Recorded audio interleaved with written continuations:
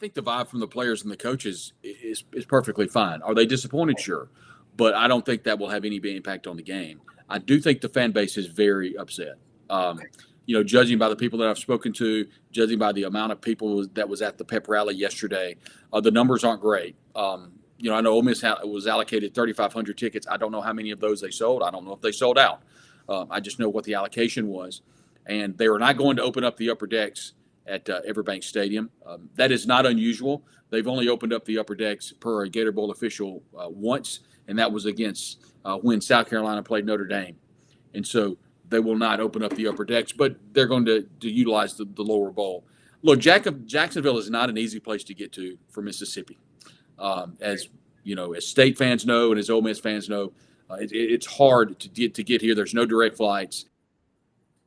And it's quite a haul. I think it's 8.5, 9 hours via car if you don't have a screaming kid, and you just make the trek and get in the car and go. So it is not an easy trip.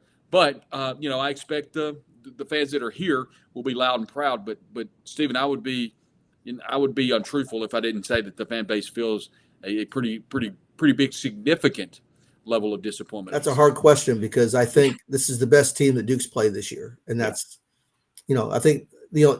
Obviously Miami had a really good offense. Right. That's really the only game that anybody has moved the ball really well and scored a lot of points against Duke. Duke's only given up 22 points a game this season, so they've been a very good defense. But I think that Duke's wide receivers are experienced and have good size. I mean, Jordan Moore and Eli Pankow both had very strong years, and Moore caught that walk-off touchdown catch against Wake Forest the last regular season game. It was an odd situation, but he caught a touchdown pass on the last play of the game, a walk-off. You don't see it in football very often, but he did it. Right. He's been a really, really strong, one of the better receivers in the ACC this year. So I think that it's not like Ole Miss hadn't seen receivers like that, but I think that's the place where Duke can have some strength. Obviously, their defense is very good. They rack up a lot of tackles for loss. Wesley Williams, number 97 up front. Alex Howard, number 3, a linebacker, have both been really good at getting in the backfield and getting tackles for loss. Right. I don't think that's going to be an advantage, though, because Ole Miss is used to playing, again, against talent like that. And so I think they're going to be able to probably neutralize that, if I'm honest.